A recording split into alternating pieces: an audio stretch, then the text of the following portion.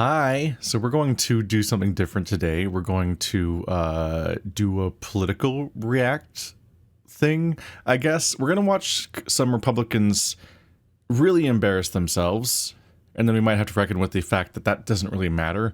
But just something so uniquely attached to someone, much of the stuff that I discuss and deal with became news in a funny, stupid, frustrating way. And I need to talk about it. We need to go into this. This will be interesting.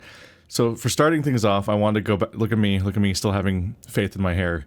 We want to play this clip from 3 years ago in my coming out video, my Legoshi is gay queer reading of Beastars video, which is the loudest, biggest thing I've ever made. It's at like almost 1.5 million views now. What the fuck? But yeah, I put it on my birthday in 2022, and that timeline matters. April 23rd, 2022. Let's see what I said in this part. Maybe try to talk to a few so you don't end up sounding embarrassingly unhinged like this woman. There are kids that I should say this part's about furries.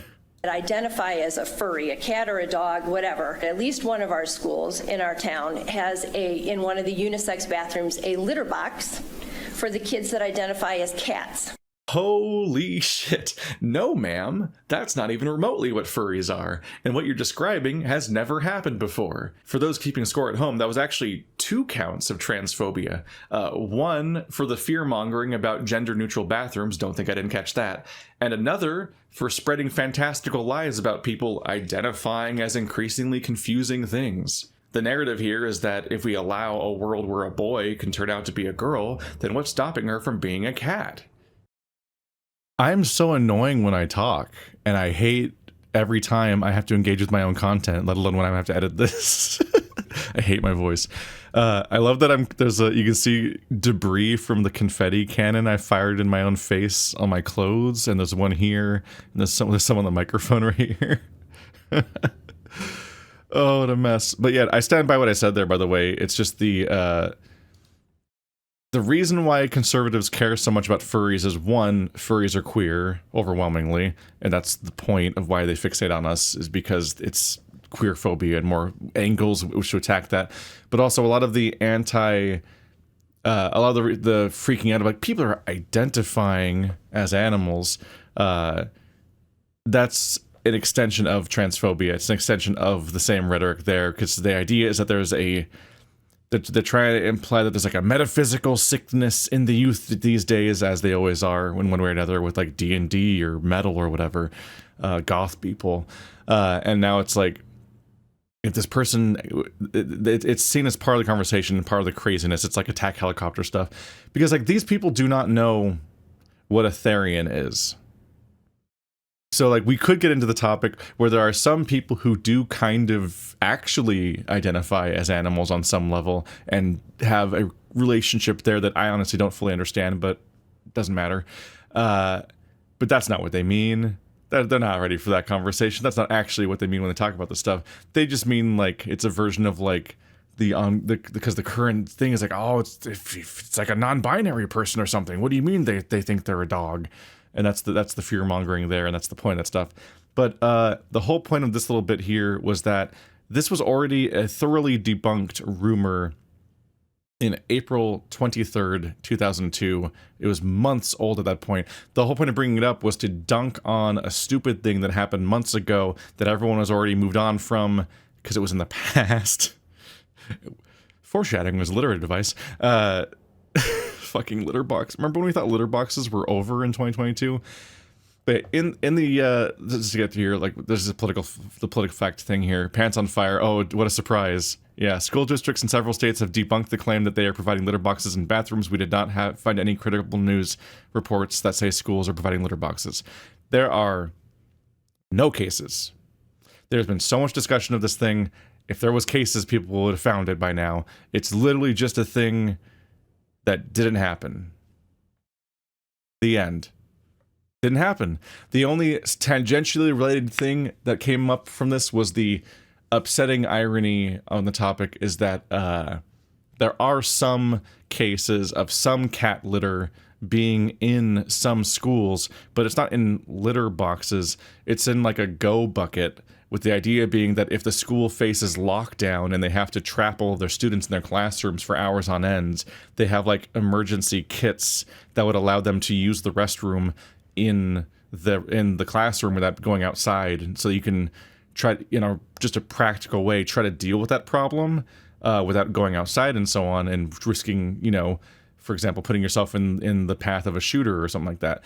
So it actually ends up like the only instances of litter boxes supposedly being in schools are actually directly tied to the gun control conversation and the fact that we are the one country that's of our kind of country that has like this the ongoing issue with mass shootings, and especially school shootings, and that's another conversation that conservatives don't want to have. But that's why some cat litter is in some schools, is for that very specific purpose, not because somebody has a kid that identifies as something and therefore needs to go poop in a box and so on. And it's like, it always drove me crazy because I'm like, who would ever believe this? Who's dumb enough to believe this? Because you'd have to like, think about the logistics of it. Just thinking about like the idea that a child is dropping trow and just taking a dump in the middle of class next to the other students, or just doing that publicly in the bathroom or whatever. I'm just like, what are you thinking of? Like, it is straight up like J.K. Rowling vanish me poopum stuff, where she said back when she said that the wizards were just taking a shit in the middle of wherever they were currently standing, and then they would cast a spell to make it go away. You're like, what reality did you convince yourself existed here? Like, what do you fucking mean? And like, we all know it's obviously absurd. Like, I go to furry conventions. There are a lot of furry conventions. They're getting more and more popular. They increasingly have like 10,000, 20,000 people and so on. And that's an adult space full of a bunch of private stuff going on. No real restrictions on what you can do realistically. And even in that space, the furry conventions are also still not known for providing people with litter boxes. And that's actually where the furries actually are, without any kind of regulations about school and whatnot and decorum there, or minors and so on. So it's just like, just deeply absurd. But unfortunately, we have this fun little chart to look at, which is that here we have the initial interest in litter boxes in schools happening in like 2022, a few months before the thing I posted. The initial spike back here was when it first got started, and you can see complete flat line. So like throughout the entire history beforehand, no one was even typing this into Google. It was a non-concept, didn't exist at all. But there's this low point where we moved on from this because it was obviously bullshit. And then there's a bigger spike months later. Like, initial spike in January. I talked about it all the way here in April when we were all moving on from it because it was stupid, and we were just talking about how embarrassing some of these people were, and that was it. And then months later, some jackass decided to bring it up again, as if this was news and novel and interesting and not an embarrassing thing that everyone debunked already. And unfortunately, it didn't just get mentioned again. It specifically came up in a way where this became the biggest spike of people thinking about this and talking about this ever, to the point where this person is essentially the most responsible for this topic's persistence to this day. And who would use their platform so irresponsibly and stupidly that they would spread misinformation that everyone already knew was false 6 months ago or 9 months ago? Oh, it's Joe Rogan? Ready for this? My friend, his wife, is a school teacher. And she works at a school that had to install a litter box in the girls' room because there is a girl who's a furry who identifies as an animal. And her mother badgered the school until they agreed to put a litter box in one of the stalls. Yeah. Imagine how crazy that is. You're a human being, and you prefer a litter box rather than use a bathroom that you could flush the toilet, wipe yourself like a normal person. So he wants us just to believe that, first of all, using badger in the furry story is great. But, like, yeah, it is crazy, Joe. almost like you should check if a thing is true or not before you say it to your massive fucking audience. I want to point out, though, who is here, though. I'm never going to find the one for... There she is. Just to make this worse and more frustrating, that is Tulsi Gabbard. Of course she would love to hear this story. I cannot make it pause on that spot. The YouTube preview thing is lies. But that's Tulsi Gabbard across from him in this episode. Tulsi Gabbard, who endorsed the Don't Say Gay bill in Florida. Tulsi Gabbard, who basically claimed that the LGBTQ community was trying to gain acceptance for pedophiles by labeling them as minor attracted persons and allowing them to teach in schools. There is no evidence for this. What a fucking shock. Tulsi Gabbard, who introduced a bill that would deny federal funding to schools that permit a person whose biological sense at birth is male to participate in athletic programs meant for women and girls. Thanks, Joe Rogan. I'm so sick of anyone who ever tries to pretend that Joe Rogan is like not a Republican or whatever. I'm like, really? Anti-vax, anti-trans, misinformation spreading, political mouthpiece for Republicans. Joe Rogan isn't a Republican. Sure, buddy. I'm sure you just had Tulsi Gabbard on your show because she's just so fun to talk to and has such great ideas. Here, he of course had to actually walk it back when everyone on the planet pointed out that he was full of shit. Not that it saved us from what came next. Right? Or the kitty litter boxes in schools from last week. You know, that got spread around as a meme because it kind of fit the conservative view of, you know, liberals and their confusion about gender and sex and But the kitty litter boxes is a weird one. It is weird. It's, it's more like an urban legend. I fed into that, and I should probably clarify that a little bit. I have a friend, and my friend's wife is a school teacher. And she told him that there was discussions in the school that a mother wanted to put a litter box in one of the bathrooms. And he told me this, and I talked about it on here. And then people were saying, that's not true. It's an internet rumor. So I contacted him again. And I said, tell me exactly what she said and contact her and find out. She no longer works for that school. She works for another school. She contacted the other school. She didn't get a response. I don't think they actually did it. I think there was discussions about doing it because there was one particularly wacky mother. Look at how far he walks it back immediately. It's like, so I have a friend who has a wife who talked about this thing, which already is like, okay, it's gossip, so it's probably just made up shit anyway because people just gossip about made up shit all the time. But she already works at a different school now. It's like, this was just 2 weeks later. There's only like 2 weeks later, and she works at a different school now. Or so was this just like not news? Were you sitting on this for literally years or something? How quickly did she change schools in the time since the previous story happened? And also, I love the language of like install a litter box. You install a litter box is when you get a litter box and you go, and it's on the ground now. Install is a hilarious word to use for a litter box, like it's infrastructure and not a plastic bin with some dirt in it. Not real dirt, but you know, not real dirt. I'm dirt shaming. But it doesn't seem that there's any proof that they put a litter box in there. The reason why I was interested in it and willing to entertain it was there was about 10 years or so ago, we went to, there was a UFC in Pittsburgh. And when we went there, as we landed, where we're driving from the airport to the hotel, we see all these people with mascot outfits on. We're like, what is going on?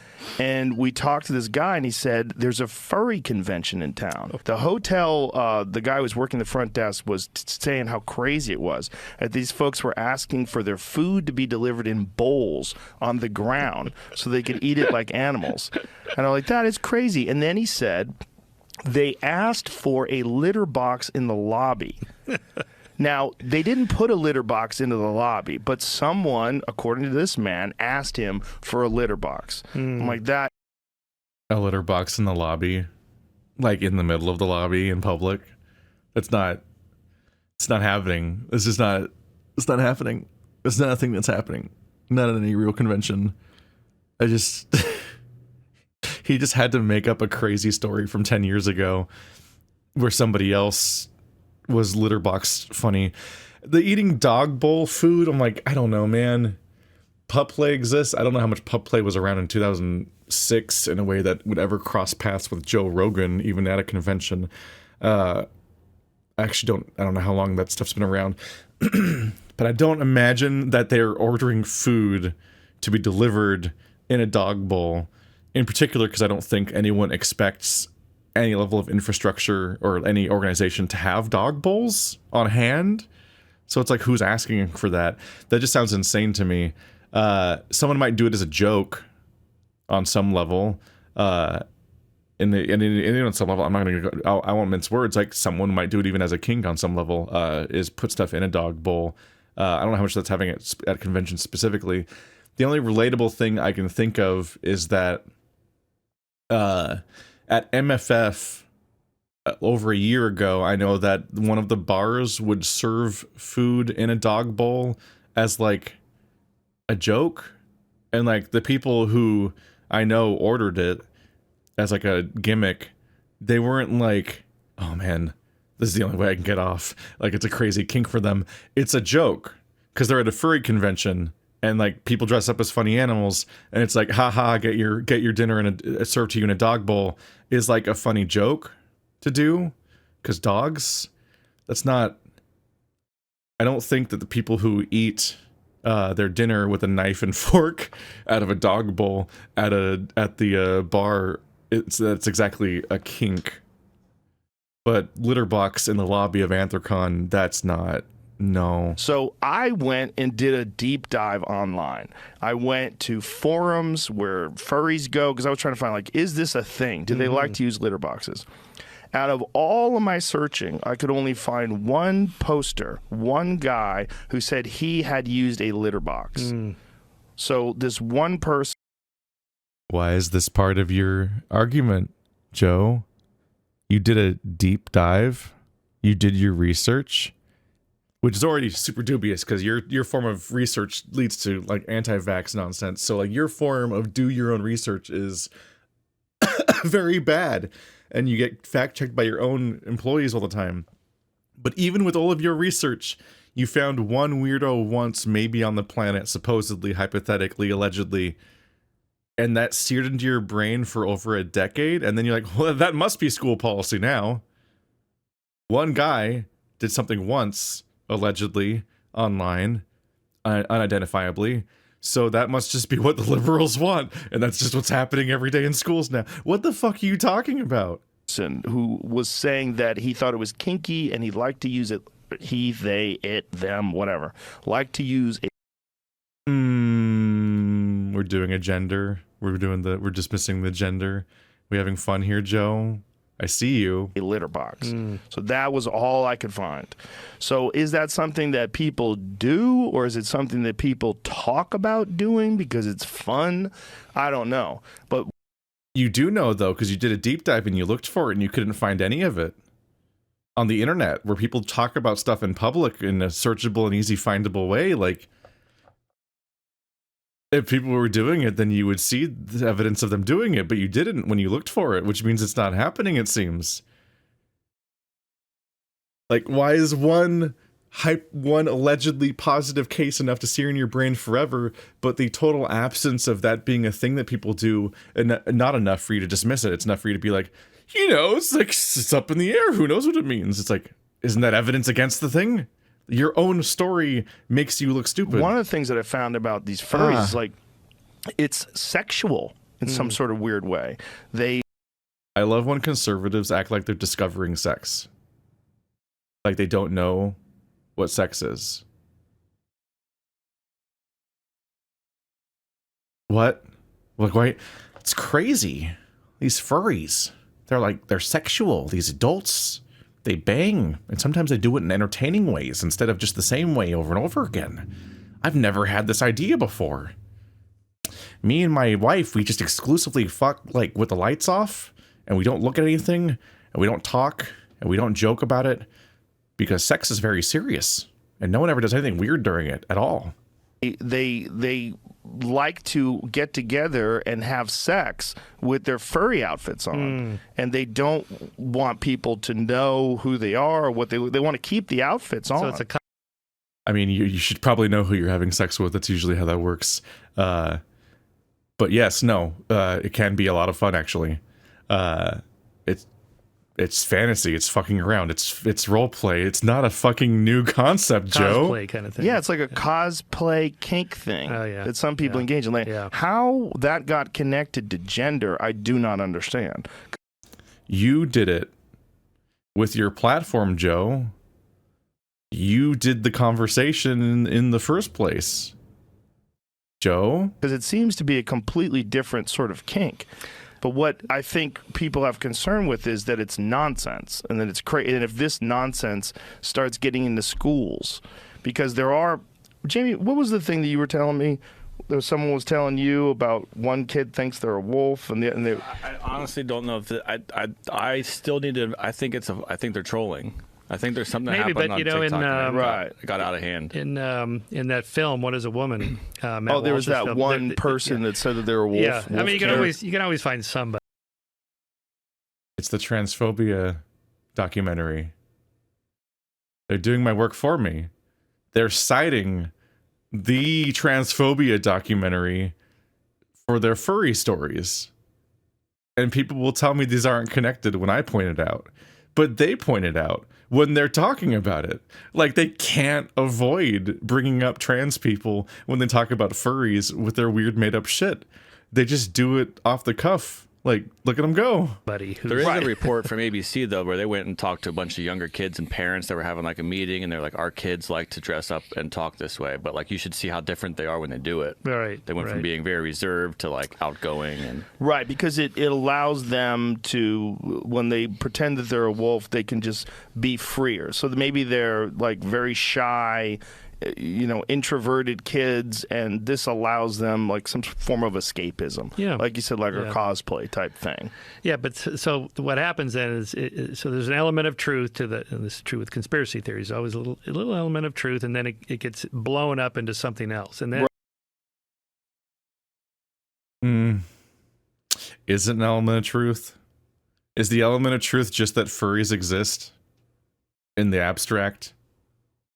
And that someone might, in any way, like, what do you mean there's an element of truth? That's giving it too much credit. It's implying that there was ever a litter box. Like, the element of truth and the story are on different planets from each other, and the only comparison is that just the vague idea that sometimes some people will do animal-ish things in some contexts.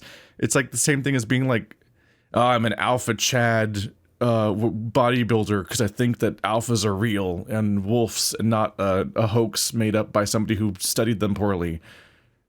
Litter boxes. Oh, it's the same thing.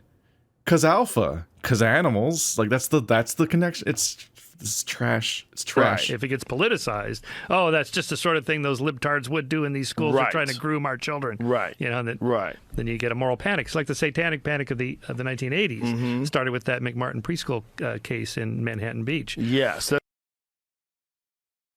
He's right about that bit. Like, just it's that nonsense. It's the satanic panic. It's the D&D. It's metal and so on. But I'm just like, well, it's crazy how that happens. Like, you just get this kernel of truth for this conspiracy theories. See, this guy's even at least he's framing it as a conspiracy theory, but Joe's not on his team. Joe is still trying to say that it's a real thing, that people in his life that he knows were definitely talking about it because it was actually happening.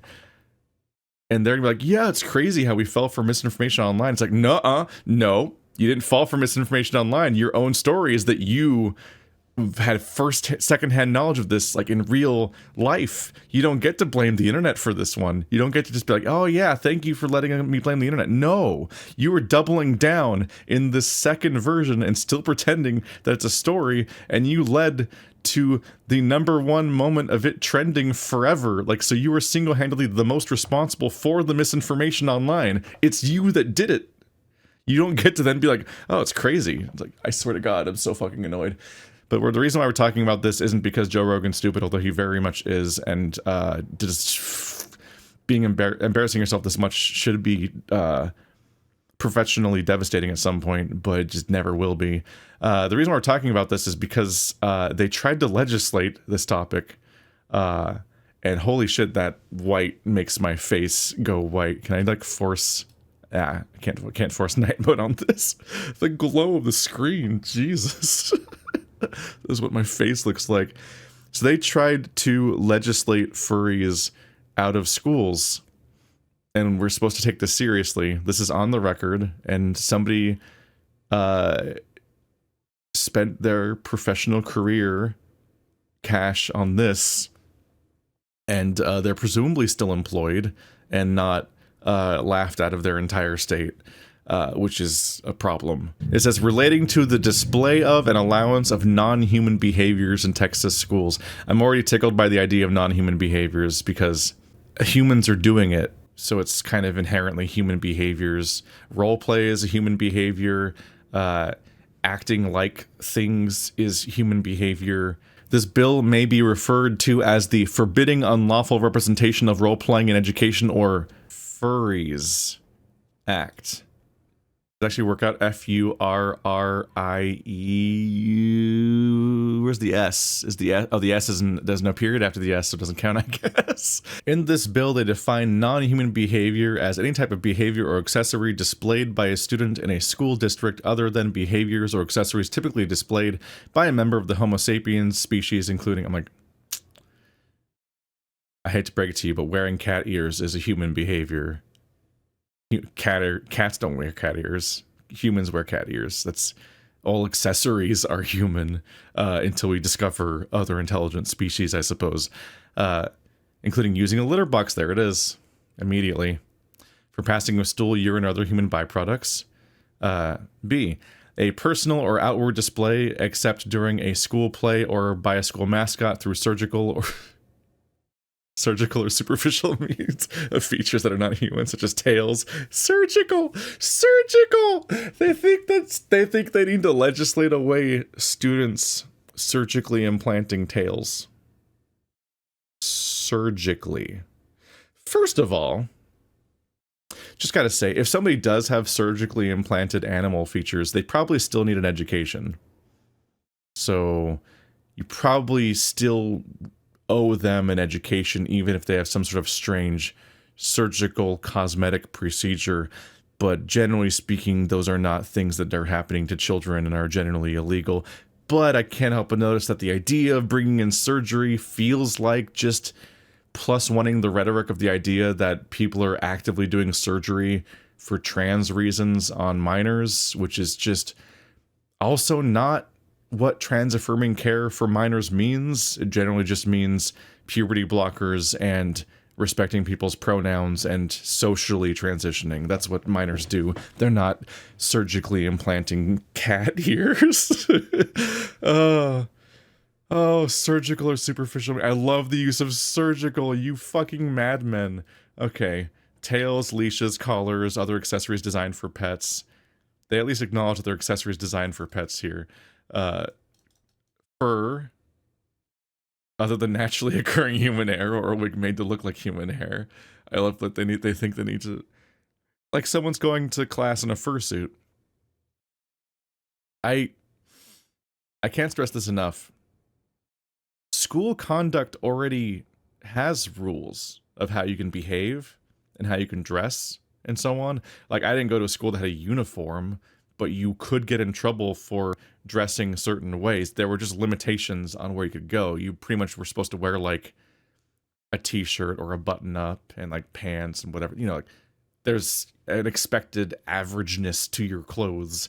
You couldn't dress up in a fursuit anyway, really. I believe that's already normal. Artificial animal-like ears. They're banning cat ears. Imagine being suspended from school because you wore cat ears. A thing that no one cares about. And like, I saw that. I saw girls wear cat ears in middle school, I think.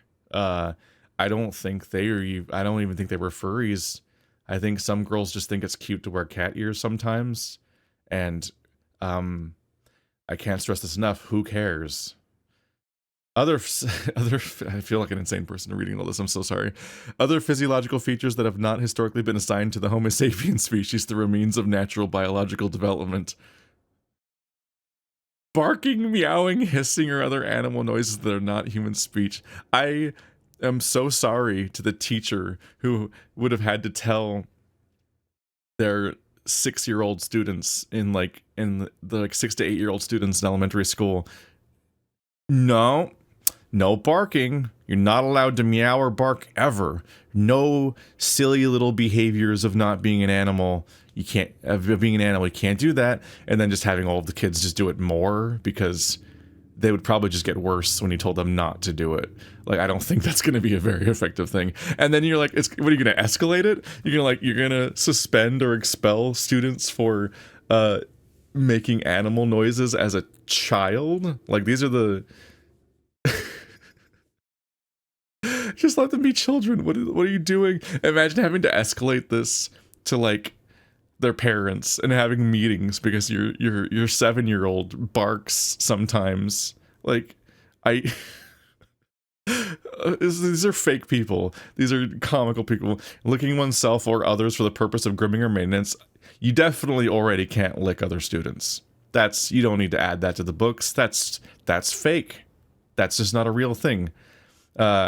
Human being means a biological entity that belongs to the species Homo sapien. Thanks, buddy. Oh my goodness, I feel like an insane person. This is real. This is a real thing. Somebody was like staking their professional career on presenting this as a real thing, and their constituency will probably reward them for this because they're stupid. How do you not immediately evict this person from professional life the moment they behave this way? This is not taking any element of governance seriously. It's an embarrassment to everything, but that's the state, I guess. Great. A complainant who has a reasonable belief that a school or school district or employee of a school or school district is committing a violation may also choose to file a complaint with the Attorney General. Okay.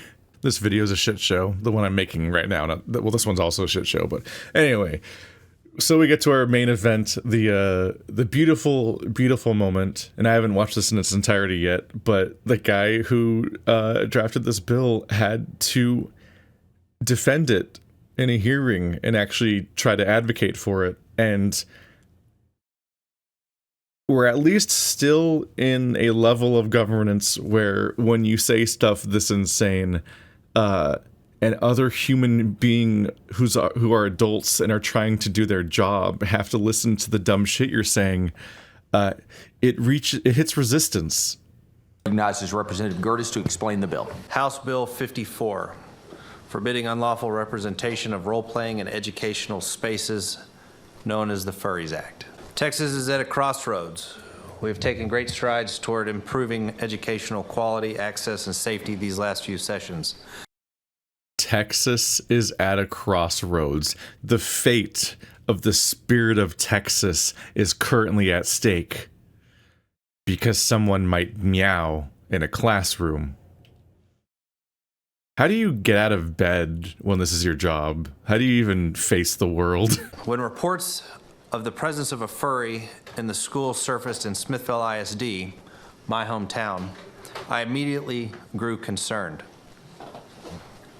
Now in a small town like where I live, news spreads fast. So the first thing I did was call. Gossip spreads fast. The word is gossip mostly, but I love the idea of like, all hands on deck, raise the alarms. A furry detected in a school. Just ambiently, just the presence of furry, not even like a specific action yet. The superintendent to get to the bottom of what was going on. The results of that phone call were extremely concerning. I was informed that this is happening in districts across the state, and they do not have the tools to prohibit these types of distractions. It's disturbing. It's happening across the state. Furries. ... No action yet. Just the furries being. It was cited as a civil rights issue, and the civil rights issue. District's lack of resources to engage in a potentially lengthy court battle. To put it plainly, that's nonsense.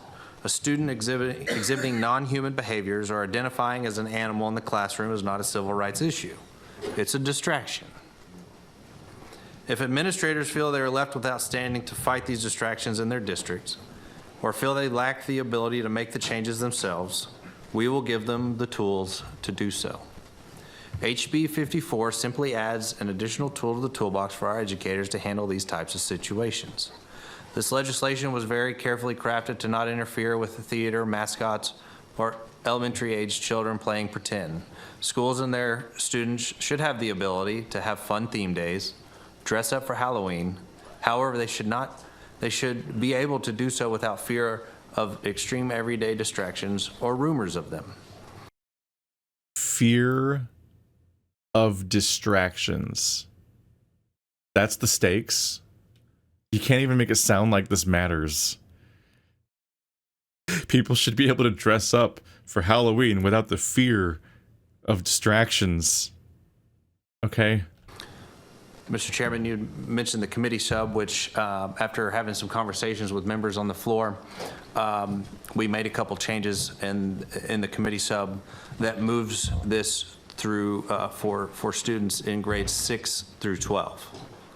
So the elementary school kids are not affected by this bill, and we also add an exemption for students with disabilities. So already somebody else had to step in and be like, dumbass, we're not going to legislate 8-year-olds' behavior and them making dumb noises. So he's already had to completely cut out elementary school from this entire thing because somebody else walked in and was like, what are you doing? No. And like, sanity is already eating away at his bill. And I'm happy to take any questions and would like to reserve my right to close. All right. Members, Chair recognizes Representative Tallarico. Thank you, Mr. Chairman, and thank you, Representative Gertis, for being here. I know we've been joking about this bill, and I agree this bill is a joke. That's a good start. It's a solid start. Oh, this is your job. You're making other people take this seriously and have to talk about it. And you're embarrassing everyone. Everyone's embarrassed right now. Everyone in this room fucking hates you, man. Jesus Christ. But the consequences for our students and our educators is not a joke. So I have a lot of questions that I want to try to get through. And I know the hour is late, but I do think this is important. You claimed, quote, schools have been provided litter boxes for students identifying as animals, end quote, when you introduced this bill. Is that correct? When did I do that? That's a direct quote from your press release announcing the bill. Provided litter boxes? I'll read it to you again. The quote is, schools have even provided litter boxes for students identifying as animals. Do you recognize that as being Sure. one of your quotes? I'll take you for your word. Okay. Can you name The way that people in these situations get so cagey about being presented a quote of their own words and then won't even just admit they said the thing they said in the process of the thing that they're making, and then have to be like, yeah, sure, no, I guess it's on the record, or what? Like, they won't just acknowledge it. They have to be like, I guess I have no choice, and they'll leave it at that. Like, it's immediately such a bad sign for your integrity. Respectfully, Representative Gertis, we bring bills that solve problems. And when you introduced this bill, you said schools have even provided litter boxes for students identifying as animals. I'm asking. And that's what we've gotten some reports of. Did I go to these school districts and visit and see it with my own eyes? No. And what? Then why are you fucking raising it? I love this man that's just like, sir, we legislate problems that exist, is what we do as legislators. We do, a thing exists, and then we talk about things that exist. And you were talking about a thing. Have you checked if it exists? And he's like, no. That's the best he can do. He just has to admit he hasn't even verified that the thing he was wasting everyone's time on existed ever. Great. It's like it kills me because it's like every law is pretty much by definition a form of limiting people. Like, you limit what people can do. You say people can't do this or this can't exist. That's the point of introducing a law. They're rules. even ones that protect people are protecting people by limiting other people's ability to be bigots against them and restrict their movements and restrict their employment and so on. So even protective laws are limiting things. It's some form of like somebody. When laws happen, you essentially have fewer rights. Like someone is being stopped from doing something. That's the whole point of writing it down in the first place. And yes, some of them in protective cases can protect people's rights because you're stopping people from stopping those people's rights, and that's like obviously a good thing. I'm not going libertarian here and saying all laws are bad. I'm just saying that the reason you make a rule is to stop something from someone from doing something. So like if you're going to stop people from doing any action, it's a good starting point to know that the thing you're talking about is real, because otherwise you're making laws that limit people's behavior on behalf of dragons. What school districts reported this? That we got reports from? Uh-huh. We got reports from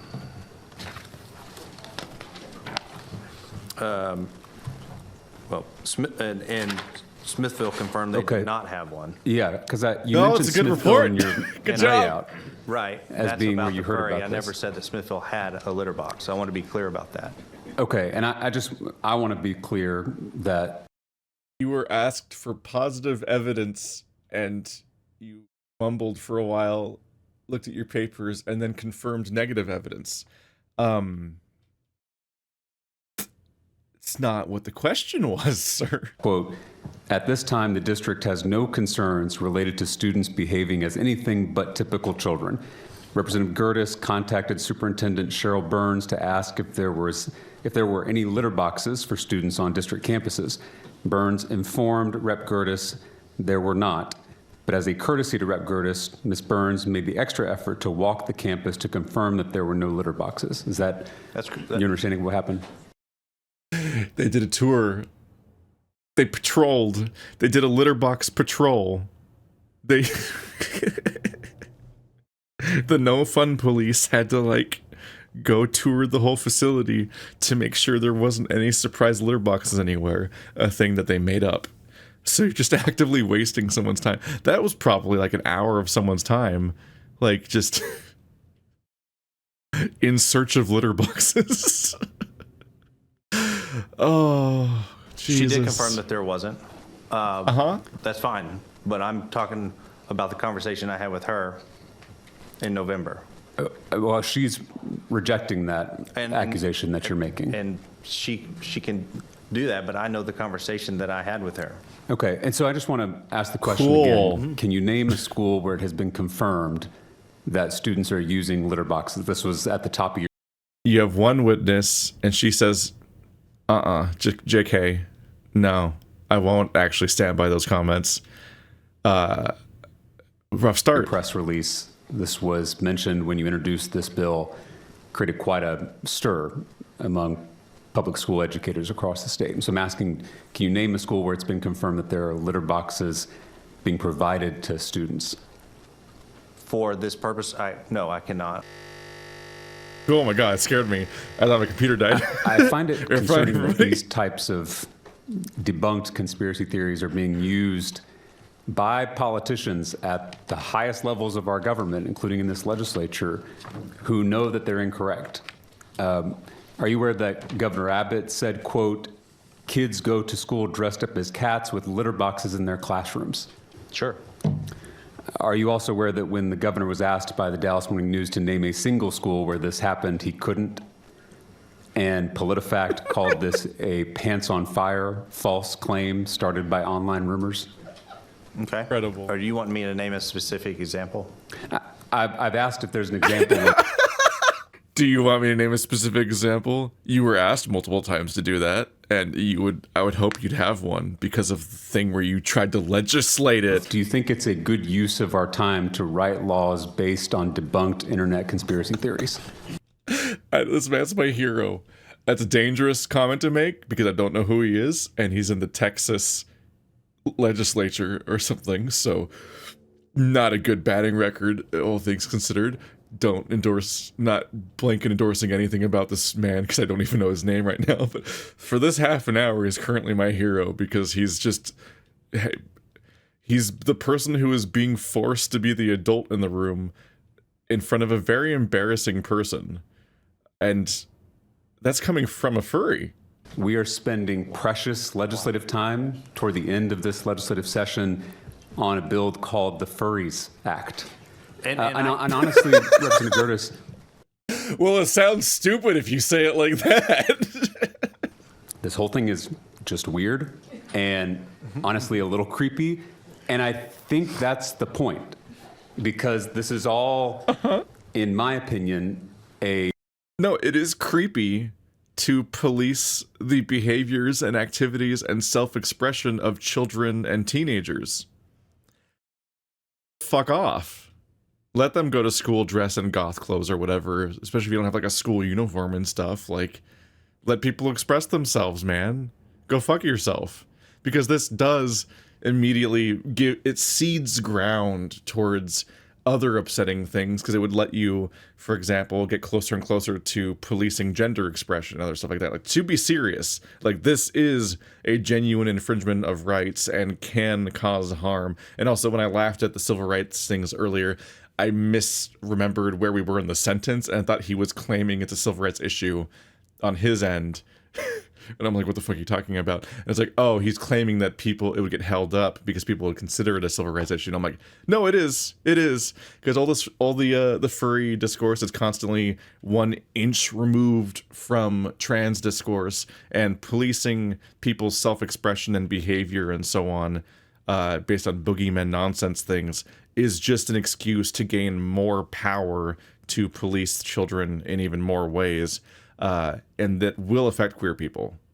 That is the first thing it goes for. That's the entire agenda. That's why this happens, is to go after queer people for any level of expression, because that is the most directly in that realm. Like, that's the next neighboring thing when it comes to policing these kinds of things. A manufactured, debunked smear campaign against our Texas public schools. Absolutely not. And one of the reasons that we're here, you know, I live in a small town, and when one of my administrators just tells me in our conversation when we were talking about this that they didn't have the tools to stop it, that is one of the reasons that I'm here. Stop what? Stop what? I was a student. I was crazy. In fact, I was a pretty good student, so I didn't get disciplined all that much. But I know if you're being disruptive in class and you're interfering with the teacher's ability to teach, you get sent to the principal's office and you get disciplined, and you maybe even get suspended and so on. You're not allowed to disrupt class. So, short of disrupting class, what else matters? Who cares? Nothing's at risk. Nothing's happening. Because every school can already discipline children in a number of ways for anything that gets in the way of the school functioning. That's how it works. And even then, like, they're talking, like, it didn't get held up in courts as a civil rights thing. They're saying that we can't do it because it might hypothetically be considered a civil rights thing. Which, like, the idea that Texas, of all places, is going to be susceptible to that kind of language is kind of inherently hilarious to even try to weaponize. Because we just want to help them have the tools to get some of the distractions out of the classroom so we can get back to teaching time and stop the distractions. But Representative Gertis, the distractions, we can't stop the distractions, except for all the ways that schools can stop distractions. Cool. Respectfully, the distractions you're talking about, the ones you use at the top of your press release, you just told me you can't name a single documented case of that actually happening. I love that every time this guy talks, he's like, respectfully, I'm going to tear you a new asshole. Respectfully. On the litter box, but the furries, I can. You can. And that's where, I mean, the bill says in here litter box, but it also says. And you use litter boxes to literally roll out this bill to the public. Well, we want to make sure it covers the watershed. And it's not just you. I mean, Governor Abbott has used this litter box rumor to paint our schools in the worst possible light. He even used the litter box conspiracy theory to push his private school voucher bill. And so I think that's because... And that's another part of the conversation. Yes, there's a whole thing here where conservatives love private schools and they want to defund public schools and they want to have more control over what children are taught, and that has heavy political leanings, and it's very anti-history, which I have a problem with. It's like it goes beyond. There's the most obvious element, which is that they want to like avoid a lot of the teaching about slavery and civil rights movements and the Civil War and so on, and downplay the history that slavery had with the founding fathers and with our entire cultural history, and the fact that we fought a war over it, the fact that it's a blight on the history of the country in general, but especially the southern states for much longer, obviously, and it's like a blight on modern people in those countries and in those states in many cases for the way that they talk about these issues.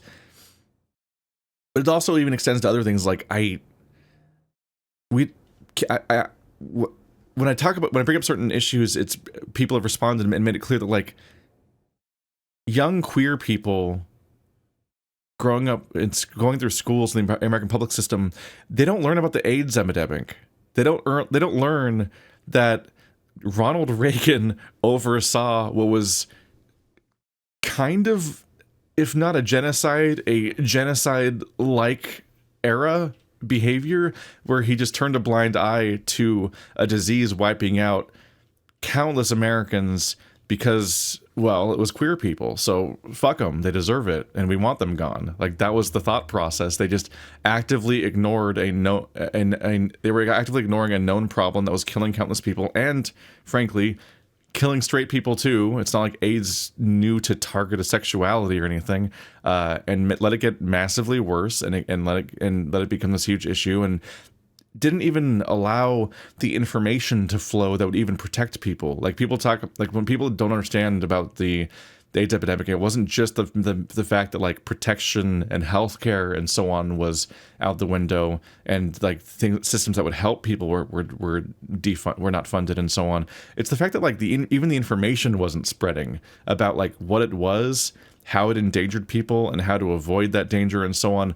So much of that information wasn't really available because it was being squashed entirely. It was like if during COVID, the government refused to allow the spread of information in the first place about COVID, and so people didn't even really know what was happening for like the first year or so on. Like, that kind of an insanity. Like, it's an insane concept, and people in schools often don't learn about this stuff.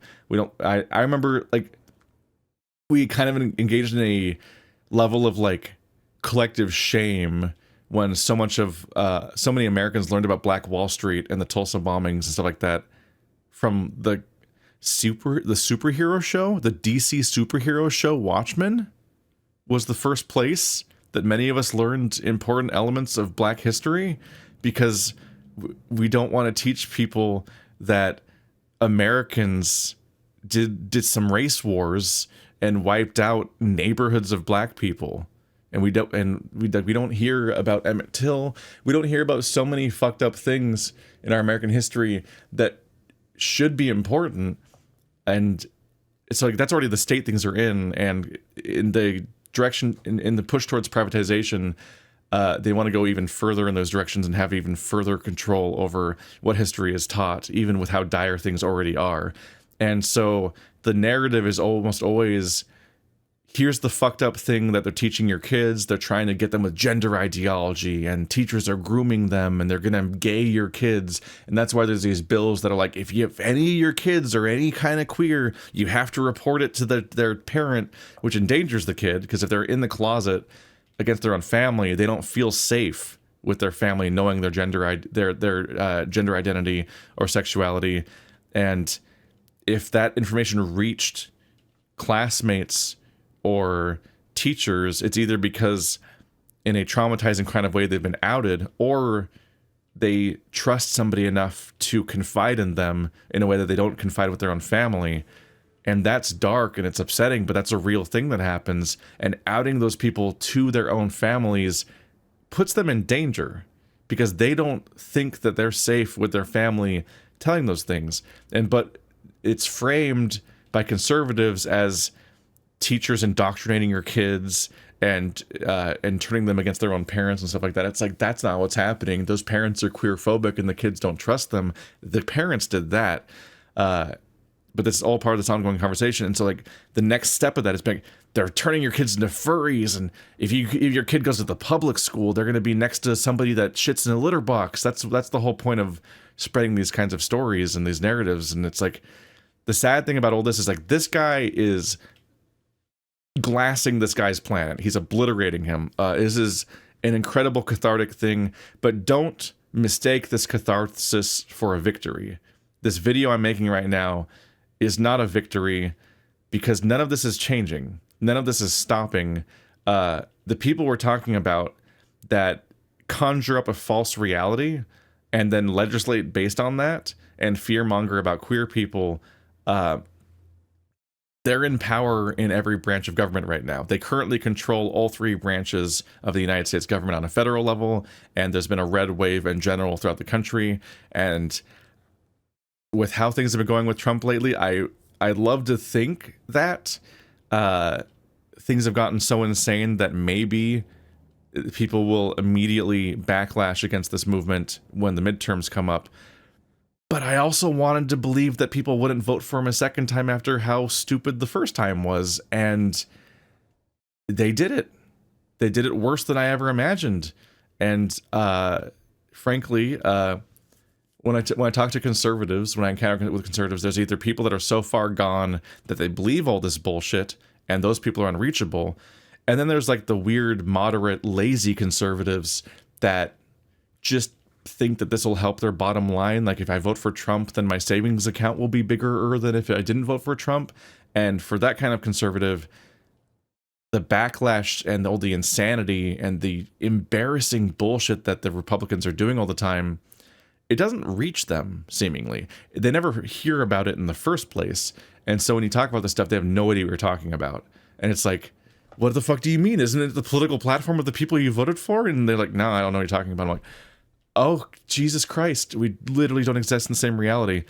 And this is the frustrating thing about being a queer person, is that the conversations that surround these topics bizarrely somehow are only affecting the conservatives that spout them, the conservatives that love that shit, and the queer people themselves. And then everyone else acts like the conversation's literally not happening and that you're crazy for even bringing this stuff up. Like, I get gaslit in the idea that the things I worry about aren't worth worrying about. And it's like, things are so fragmented now and algorithmic and self-selected that like this stuff just doesn't register for these other people that aren't fully drinking the Kool-Aid. They don't even see what they're doing when they vote for these people. And that's part of why the coded language is so important. That's why it's so important to be for them to be careful and couch these in topics that sound like they're about, like, that's why I think of the children as such an effective strategy for so many decades now. They always turn it into like, we're against child abuse and stuff like that.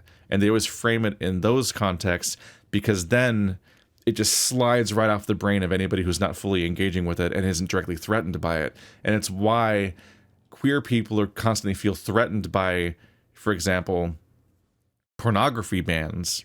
And then they have to try to explain to normal people, like, what, like, to like cis and straight people and so on, like, why would queer people be worried about pornography bans? And it's like, well, it's because our very existence gets categorized as pornography in many cases. That's part of the process. It's like, it's another tool for being able to ban any kind of media or representation and so on that falls out of a specific norm. And most of it's defined as just like a I know it when I see it type thing. And it's like, people don't realize how quickly those kinds of things slide and how messy it gets. Like, that's why they go after pornography, they go after grooming and indoctrination in media and furries, is that they're talking around the stuff, because the silver lining to all this is that generally speaking, support for queer people and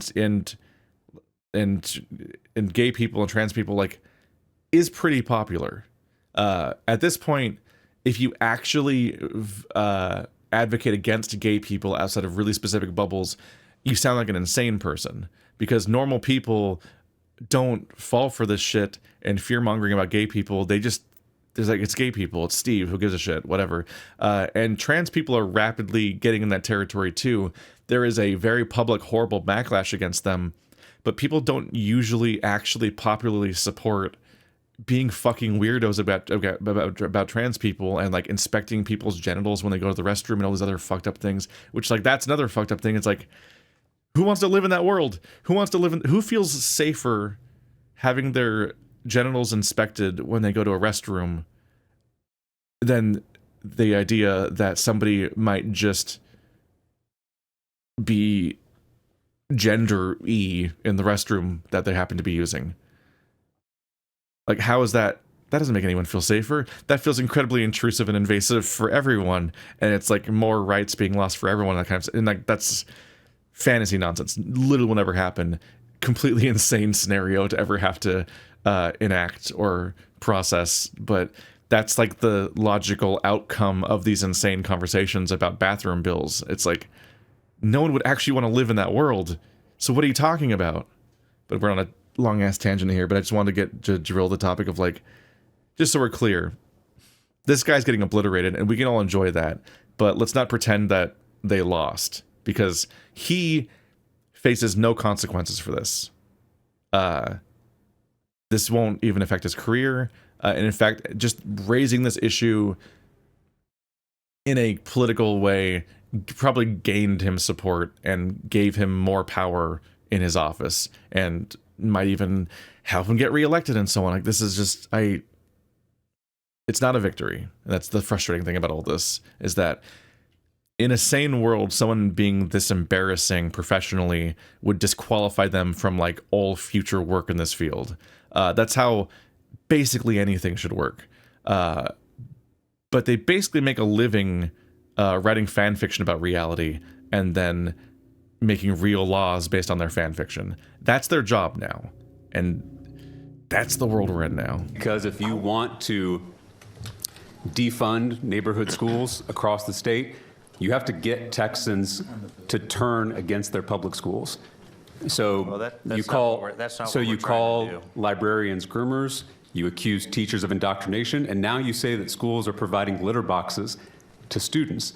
That's how all of this is tied together. That's how I see this bill. It's how a lot of educators across our state see this bill, as part of a smear campaign. I mean, these culture war attacks are nothing more than an effort to discredit our public schools, to justify defunding those public schools. Well, he knows what's up.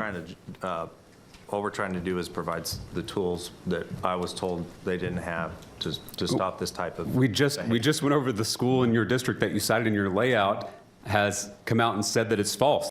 You can see him try not to smile. He's trying so hard to be a professional in front of this unprofessional person.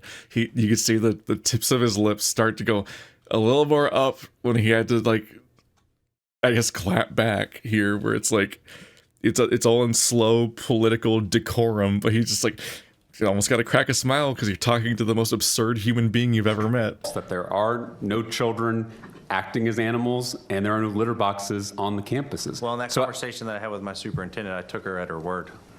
I would hope so. Right. And the fact that they had to come out, your own school district had to come out in their public school board meeting and debunk the false conspiracy theories that you were peddling is a problem. And it has real world consequences for our educators. This man is so professional. It's incredible. You can just watch his lips keep curling. Don't tamp it down, bro. Gotta get through this. And so I just don't think we should be spending the last few days of this legislative session on a bill that is searching for a non-existent problem. So let's just use this example, because there are actual monetary fines along with your bill. So this is not just a humorous thing. There are real consequences. As far as I saw in the legislation, to be clear, I'm not good at reading this shit. it's a fucking nightmare to read this thing. It's so self-referential and constantly refers to different codes and shit. So I'm not a good source of information here, and I'm saying that up front, and you can look up this bill yourself. It's the Furries Act. It's good SEO, really easy to Google. But if this is what I think it is, the Attorney General may then levy a fine against the district not to exceed $10,000 for a first violation and $25,000 for any subsequent violations. Imagine paying $10,000 as a school district because kids won't stop meowing. What? This is a distraction. The deepest irony of him talking about having to remove distractions is that his entire political thing, this entire gesture, is a distraction. I took a lunch break because I was getting weak from hunger. If a student eats Cheetos and then licks the cheese dust off their fingers, would that be considered licking oneself?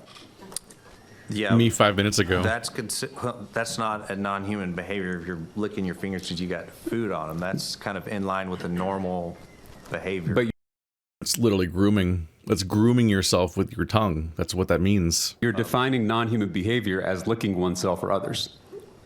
If it's in this non-human behavior realm, the intent of the bill is for licking oneself for the grooming purposes, like a cat. So it's only furry if you lick yourself, if you arch your back. who decides whether the licking is non?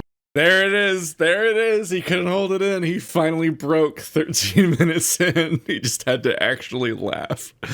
Oh, knowing how these kind of rooms operate, he might have to apologize for that, which is deeply stupid at this point. Human behavior, is that the Attorney General's job if your bill becomes this law? is the local school districts come up with their plan. But all there needs to be is one complaint, and the Attorney General, the top cop in the second largest state in the union, is now tasked with investigating that behavior. That's not. Would you like to stun lock this particular person so they can't get any work done ever again? The autofocus on this camera is losing its goddamn mind. I'm sorry. But yeah, would you like to? It's like one of the most important figures in the state, and that state is one of the largest economies in the world. Would you like them to be just so fucking busy because they have to litigate every time a child meows or licks themselves, and whether or not it was a finable offense? If a parent has a reasonable belief and they can file a complaint, but the Attorney General does their due diligence, they don't immediately get fined, and then the Attorney General doing their due diligence means they have to take the case and discuss it and spend time on it.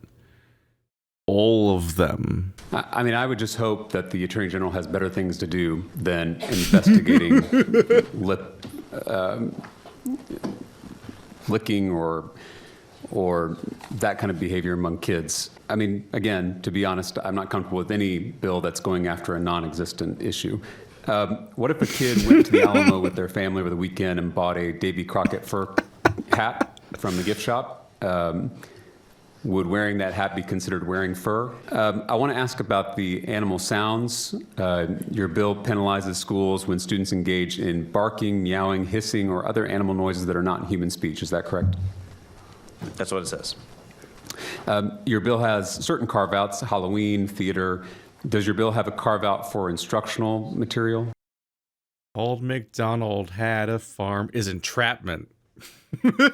You're under arrest. If a student is reading Animal Farm and they oink like a pig or neigh like a horse, would they be subject to a $10,000 fine? No, because that's in line with if it's in line with the curriculum that the Is that in your bill? Is it true that school districts are fined up to $10,000 for the first violation? Yes. And is it true that school districts can be fined up to $25,000 for subsequent violations? Okay, I wasn't misreading that. Nope, that's really what it says. Okay. There's a lot of messy language in there, and it talks about like child abuse and like human trafficking and tricking children into marriage and stuff like that for a long time. So I was like, okay, I can't actually find what this part's referring to when it says section whatever, because that section doesn't seem to exist. As far as I couldn't figure out how to read it correctly. And I was like, maybe this is all just redundant stuff that's just referring to like all this generic stuff that maybe all this gets like grafted onto these discussions, and they just have to say all that stuff at the end. But no, that part is referring to, okay, I'm not crazy. It is referring to the subject of the bill, a $10,000 fine and a $25,000 fine. What the fuck? Sorry, kids, we couldn't afford books this year because Johnny had to bark too many times. It just wouldn't stop. That's what the bill states. In this version of the bill, is there any accountability for false accusations? No. Okay, because accusing a school district of encouraging students to act like furries is a pretty serious allegation, and it isn't hypothetical. So just a year ago, an individual accused one of the school districts I represent, actually the school district I grew up in, Round Rock ISD, of lowering lunch tables so that students could eat like dogs. Okay. That one's new. That one's new for me. I've never heard that one before. I'm learning new fake furry lore. What? Lowering the lunch tables so they could eat like dogs. What do you mean by like dogs, first of all? There's so many things to unpack about that. One, think about how any tables work. How do you lower a table? What tables are even lowerable as a concept? Like, this right here is a standing desk, so this one actually has a crank in it that changes its height. Almost nothing can be changed, but that's the silly part to fixate on. What I'm fixated on is that dogs don't eat at tables, lowered or not. So what do you mean, like a dog? Lower the table so they can eat like a dog.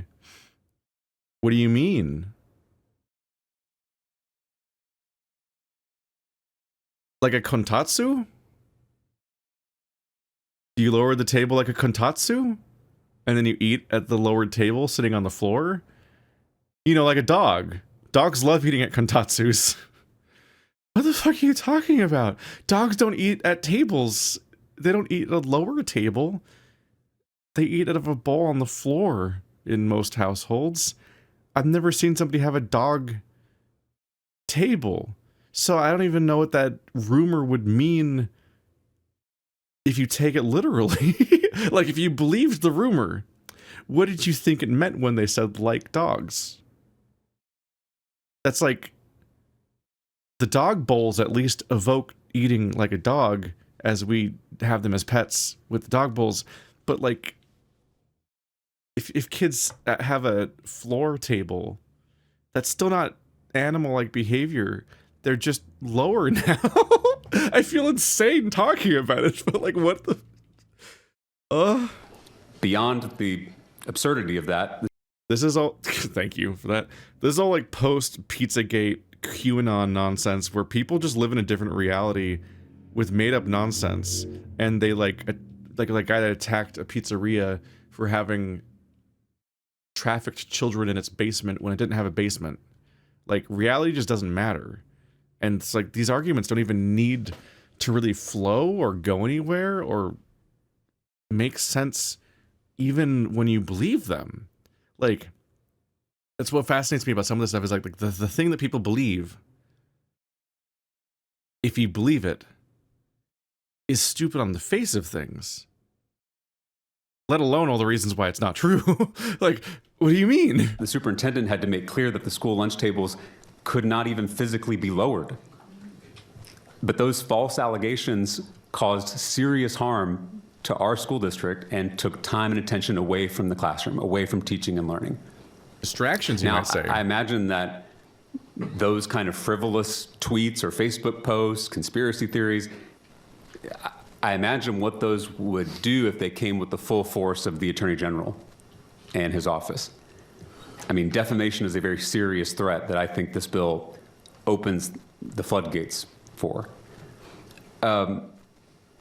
So for the AG, is it true that your bill gives the job of investigating furry behavior in Texas classrooms to the Attorney General? Yes, they're the ones that would look into the complaints. So we're sending the Texas Attorney General to investigate Texas public school children based on claims made by just anyone. I'll take the radical position here too, which is that like everything's wrong and stupid and not true, but also if everything was true, it also still wouldn't be worth legislating. Like, the thing they're talking about, if it happened, if all of it happened, would still not be a crisis. It would not be a cultural sickness. It would not be interfering with classrooms. It would just not actually matter, even if it was all true.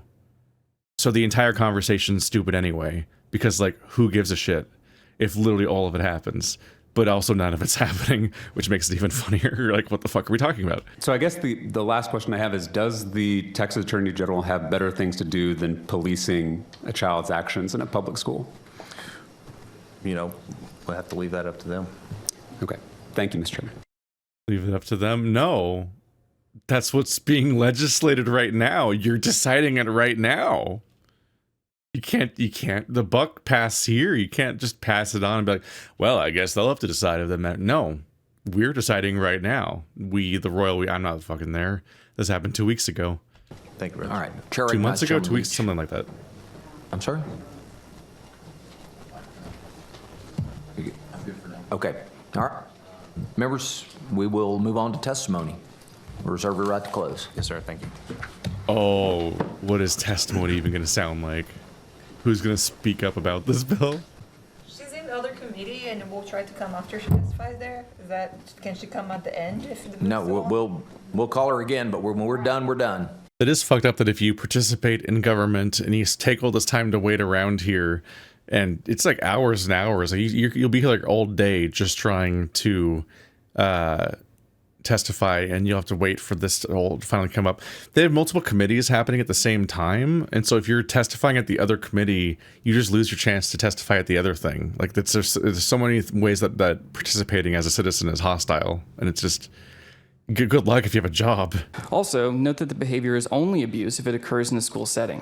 A child might be allowed or encouraged to indulge in certain behavior by their parents at home and then be reprimanded for the same behavior at school. As a personal example, when I was in high school, we regularly played against the Bowie Bulldogs, and they had a habit of barking at us at our games. That's just some good bull, in my opinion.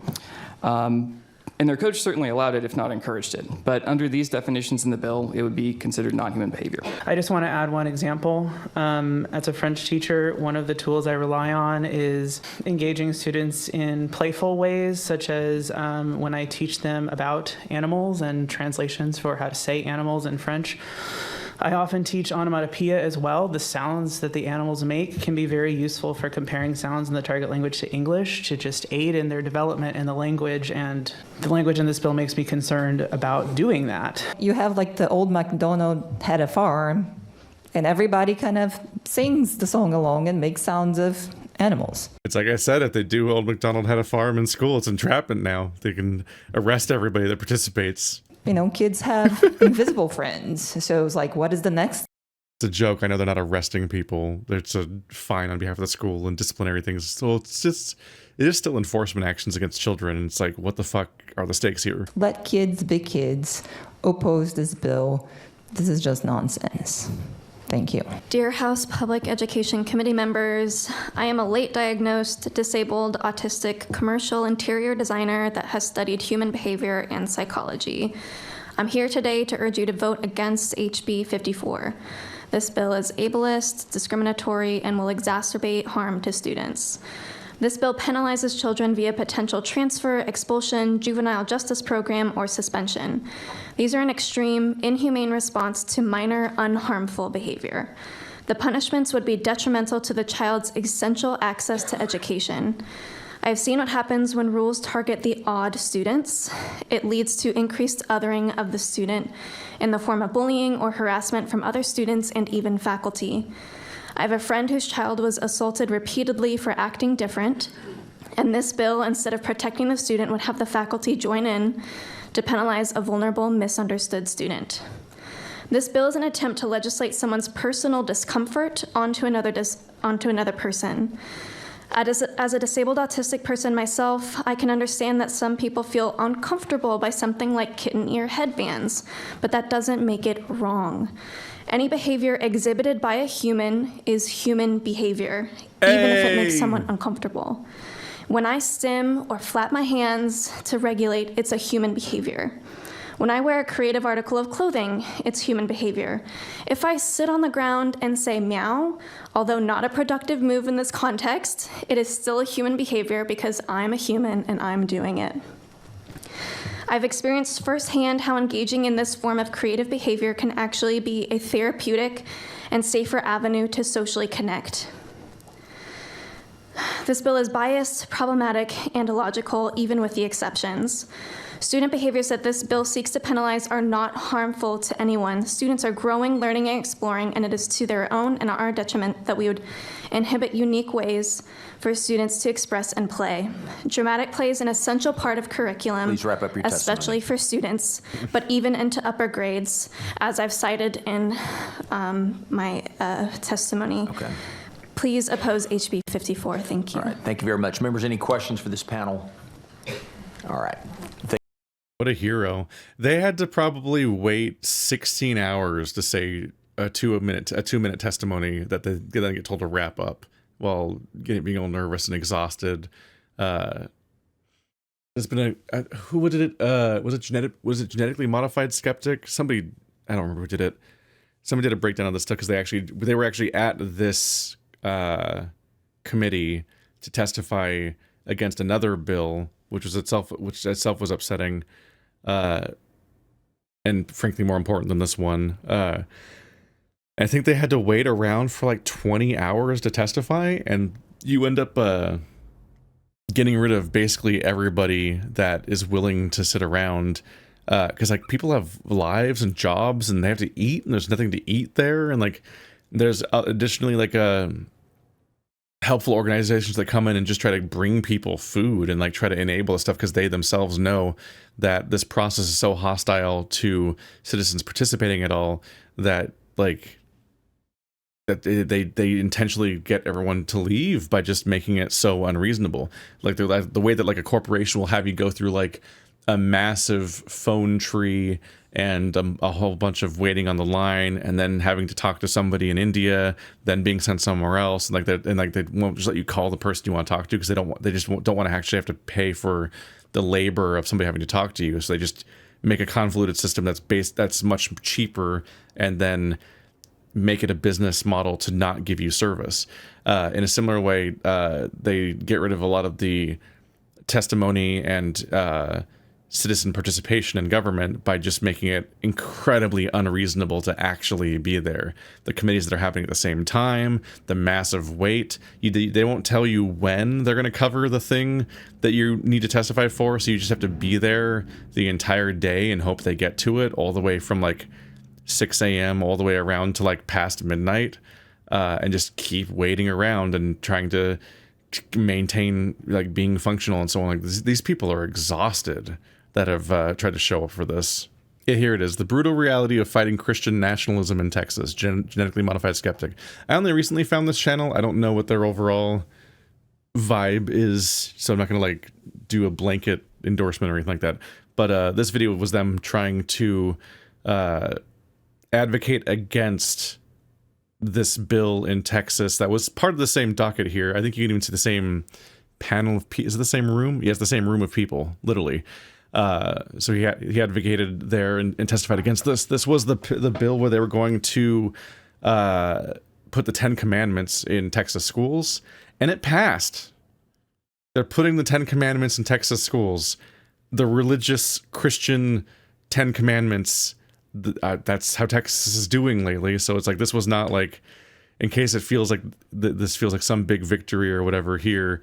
It's like, no, not even that day was a victory for what was happening moment to moment. There were other testimonies after mine, but most who were called up were no longer there, not after an entire day of waiting.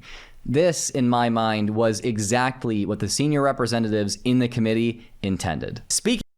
Yeah, the thumbnail of the video even says trapped for 22 hours. It's like, it's a horrible system. Like people, like they do not want United States citizens to actually show up.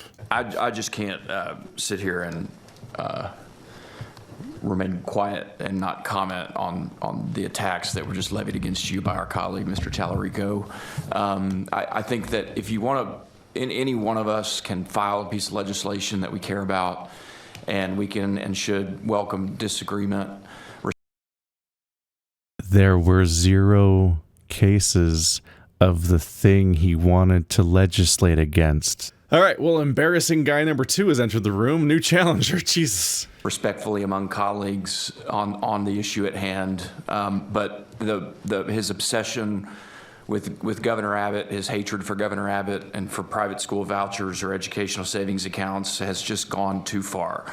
To make this about You're gonna die on the Furries Act hill? That's where these guys have grudges. They're so sick of being in the same room with each other. Funding and defaming public schools and supporting private schools, and all of the rhetoric that we just heard from our colleague is totally unacceptable. He's completely based and correct. Everything he said was absolutely true. That's definitely the fucking Republican playbook. It's been going on for years, and everyone fucking knows it. And ignoring it is super silly. But that's why they use indirect language for everything, is for the plausible deniability, because you don't want to be the anti-education guy. That's why even when Trump is destroying the education department, he's like framing it as being about like fixing this or that thing. It's about corruption or something, and it's like, no. You just want to dismantle education because most of it's inconvenient to you. And you don't and didn't deserve that. Your record on public education supporting our schools is clear. His record includes this now. So it's a pretty bad record. Yeah, I don't want to get in a back and forth. I agree. I don't want to get into a back and forth with Representative Tallarico. I've been leaning. Let you guys talk a little bit, but let's wrap this up. Okay, yeah. James Tallarico is District 50 in Texas. If I'm reading this correctly, political party Democratic. That is not a surprise at that point. Yeah. Yeah, that's a hard life. Being the Democratic representative in the House of Representatives of Texas. Have fun with that life, man. No wonder the people fucking hate him around there. Tallarico was an outspoken critic of SB 1515, which sought to have the 10 Commandments displayed in a conspicuous place in the elementary and secondary classrooms. The bill was declared dead in May 2023. So that didn't pan out. So he fought that bill before, but it is now, I believe it just passed this month. They essentially brought it back and did it all over again. So that's frustrating. So this has been this whole debacle. My understanding of the Furries bill is that it did not pass and it has been held up in the House, which is a form of what is expected to be declared dead. It's probably not going to pan out. I don't think there's that much support for it, and I just honestly think it's just an embarrassment for everyone involved, but we'll see if there's any updates there. I think we're at the stage where I'm not expert on this stuff, but I feel like this is the kind of thing where the stuff is rarely definitively fully dead. I think even this said like it's this was declared dead, but I think they can more or less just keep trying to propose it if they want to, but it's probably not a good use of their time. Deeply silly. Once again, everything that they're trying to legislate, even if it was happening, wouldn't matter when it gets down to it. A somewhat more creative or interesting or strange space for children to be less restrained or whatever just doesn't sound like the fucking catastrophe they're trying to frame it as. So, fuck off, I guess. At a risk of clickbaiting and whatnot, I'm probably using screenshots of this as the thumbnail, so just as context for what's going on here. Because it's like I needed a fursuiter that was in a classroom. The thumbnail I'm probably using is this is a class on furries that's run at Boston College by a professor who is a furry, and this is a thread that's on the account Nonstop Pup.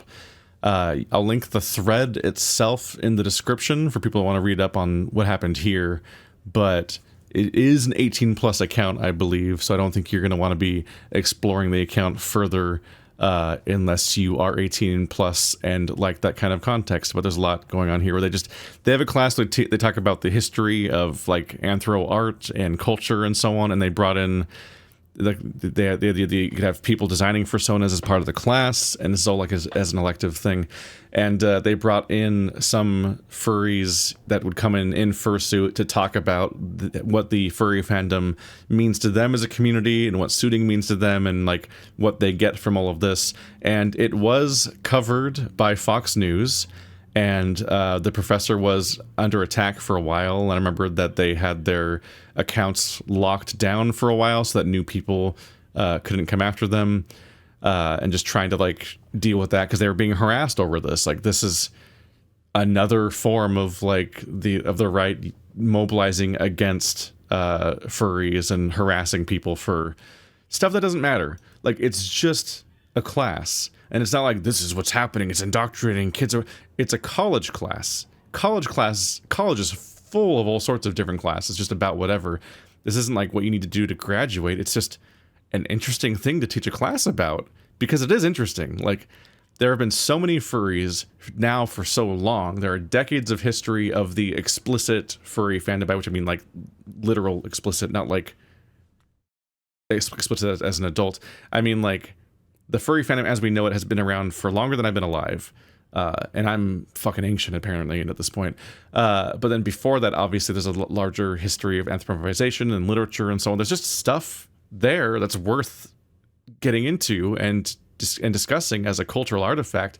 And that's just some good college right there. That's just the good shit. I wish I had a class like that I could take. Reactionaries were really fucking weird about it, like they always are. Also, these pictures just go really hard, so of course this is what I thought of when I wanted a thumbnail for this video. So you can look up in the context of that. It is not the same topic as this video exactly, but that's the problem with trying to make a video about people scaremongering about a thing that never happened, is there's no pictures, because it's not real. Where this is real, but both isn't the thing the video is about technically, and also wasn't what people were scaremongering about it being when they reported on it in the first place. Nonstop Pup is also a DJ that's all about a bunch of conventions. I also found this while I was just stopping and Googling stuff constantly while I was making this video in real time, because I'm not very good at this. Dogpatch Press, which is one of the, I think probably the most prominent like furry reporting news thing. I don't know if agency is the right word for it. Dogpatch Press is a website that covers a lot of this stuff. It's dogpatch.press and has just a very good resource for a lot of things furry, because they really do put the work in usually. And they have one here called Origins of an Urban Legend, Litter Box for Furries, Joke Gets Revived for Moral Panic. This just gets in, they go down the rabbit hole, which is a dangerous phrase to use in this context.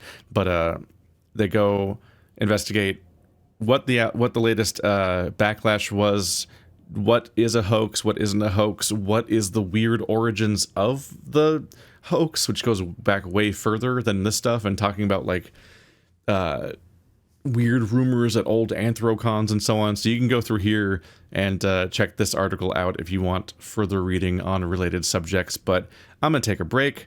I have so much editing to do. This has been a mess to produce compared to my previous vlogs. I hope that this was worthwhile on some level. Definitely not just me rambling for an hour and then hitting render. But I'm trying very hard not to contribute to misinformation, and also just wanted to like try to document this just bizarre mess, because it's both deeply amusing and very sad, and it's frustrating that like this is who's in power right now. This is stuff that in many cases does work. And I just want to signal boost how embarrassing a lot of this stuff is, because I wish for people to wake up and sober up and remember and realize how stupid things have gotten and stop voting for it. Because what the fuck, man?